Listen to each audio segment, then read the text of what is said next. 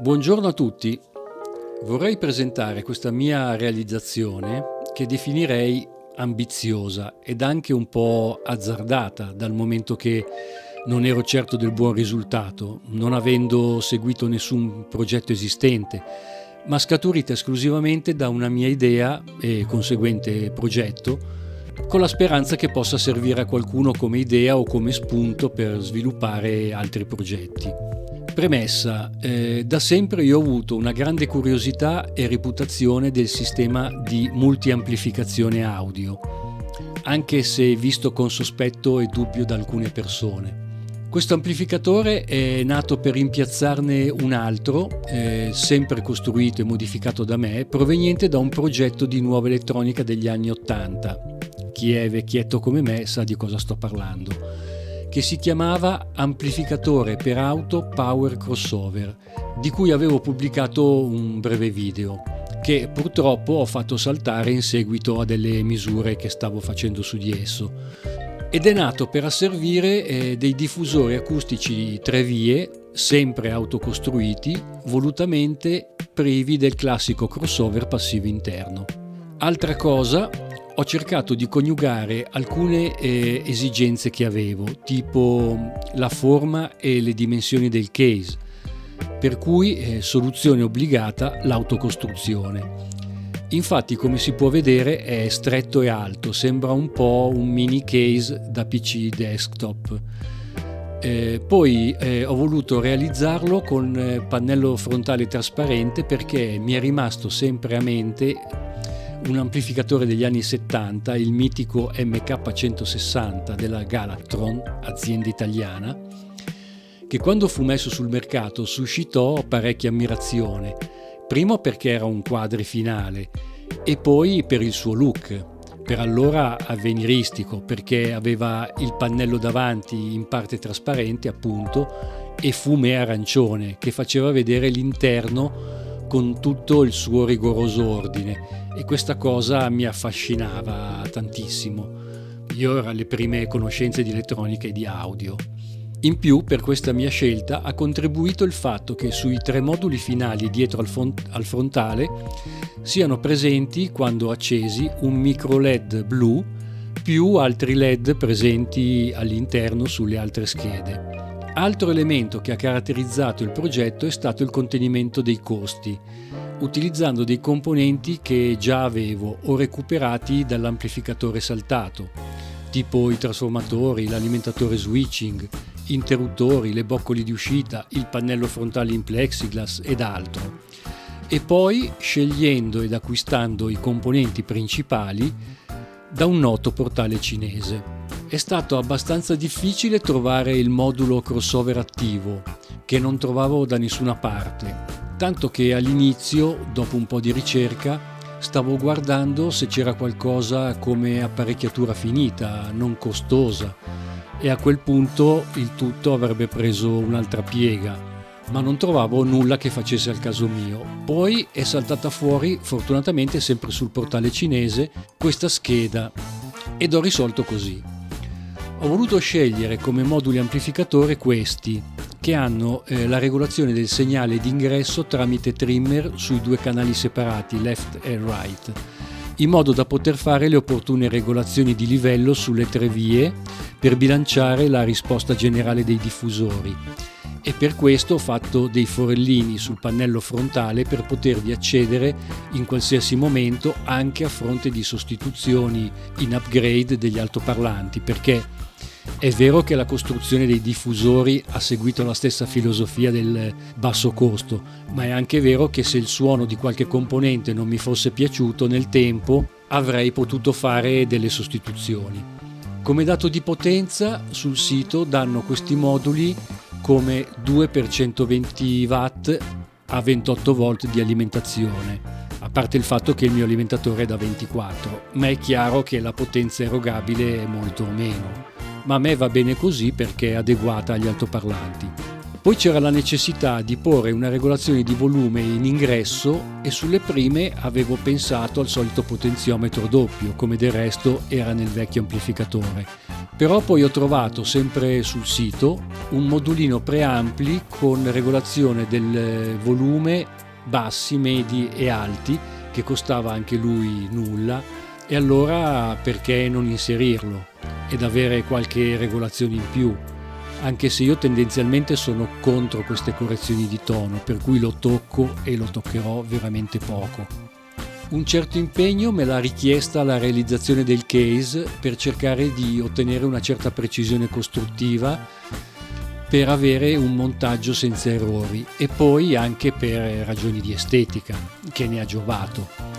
Il case è fatto con pannellini di medium density da 10 mm di spessore, che poi questa misura si era rivelata non precisa.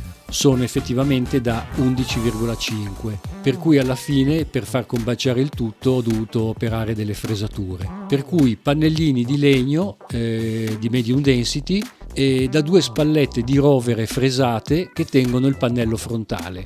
Tutti i pannellini sono stati verniciati di nero opaco con rullino di spugna su tutte le superfici, previo fondo di cementite. Per assemblarli fra loro ho usato segmenti angolari di alluminio avvitati, che mi hanno assicurato un perfetto accoppiamento a 90 gradi tra i pannellini. Ho previsto un fianco smontabile facilmente, che è quello che vedete, per poter eseguire qualsiasi manutenzione. Ho avuto un po' di apprensione nel lavorare il pannello in plexiglass, in quanto, non avendo scorta, incombeva lo spettro di scheggiature, rotture o fusioni del materiale durante i tagli e le forature, e se fosse andato male qualcosa ero nei guai. Però dopo aver visto vari tutorial qui sul tubo su come lavorarlo e fare delle prove di foratura e taglio su dei pezzi di scarto, alla fine è andato tutto egregiamente.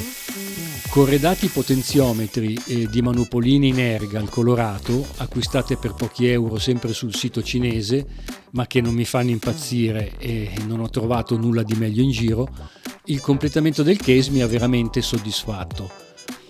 Fin dall'inizio del progetto avevo previsto una piccola ventola di raffreddamento in aspirazione, con presa d'aria sulla base, sotto l'alimentatore, che è montato distanziato dal fondo, perché, sebbene i finalini sono a bassa dissipazione in quanto in classe D, non potevo prevedere quanto caldo avrebbe fatto lì dentro dopo ore di funzionamento.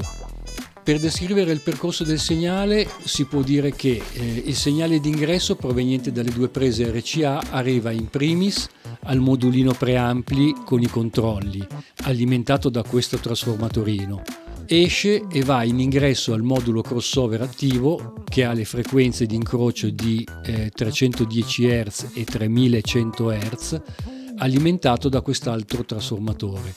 Da questo modulo escono i 3 segnali stereo divisi in frequenza, che vengono distribuiti ai moduli finali, ed esattamente bassi, medi e alti, alimentati dall'alimentatore switching da 10 A. La prima volta che ho provato tutto ho avuto l'amara sorpresa di constatare che sia all'accensione che allo spegnimento dava delle botte sugli altoparlanti, il famoso bump, che oltre che fastidioso alla lunga mi avrebbe distrutto i coni, per cui ho dovuto cercare dei modulini di ritardo all'accensione. Il problema era che si aveva a che fare non con una sola linea, ma con 3 per canale, per cui 6, e lì il panico. Invece anche lì ho avuto fortuna nel trovare, indovinate dove? Proprio lì sul solito sito, dei moduli equipaggiati con 3 relè, perché previsti per utilizzo con i 2 canali stereo più subwoofer.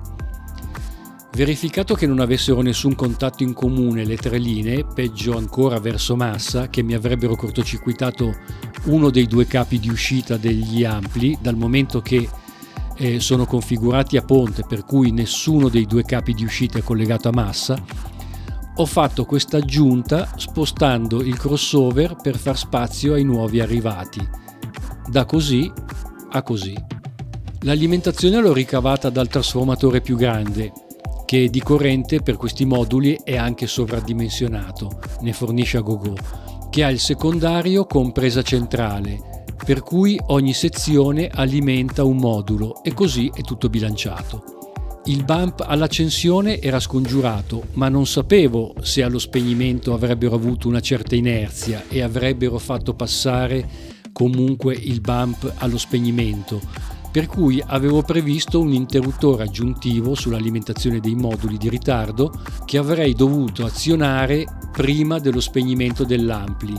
Però, anche qui, piccolo colpo di fortuna, poi ho constatato che i modulini di ritardo si spengono all'istante e comunque prima che nell'alimentatore principale si scarichino i condensatori, per cui non ci sarà bisogno di azionarlo e potrei un domani, se mi viene il piglio, eliminarlo. Direi che tutta la realizzazione mi ha soddisfatto parecchio, non ci sono state brutte sorprese inaspettate durante il percorso e il risultato finale mi soddisfa, a parte un solo difetto che è emerso, un po' determinato dalla qualità dei moduli ampli e forse anche dalla caratteristica intrinseca della multiamplificazione, e cioè il rumore di fondo generale a livello di fruscio. Probabilmente il fatto che si ha a che fare con 3 amplificatori collegati a 3 altoparlanti triplica di fatto il fruscio di fondo rispetto ad un solo amplificatore che alimenta un diffusore con crossover passivo. Se avessi usato dei moduli ampli dalle caratteristiche eccellenti, sicuramente il fenomeno sarebbe notevolmente ridotto.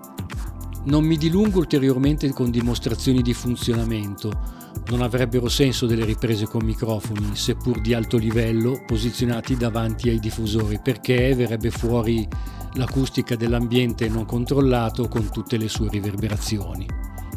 Bene, la descrizione è terminata, se vi va di mettere un like è ben accetto, così come saranno ben accetti commenti e suggerimenti. Grazie a tutti di aver seguito con pazienza.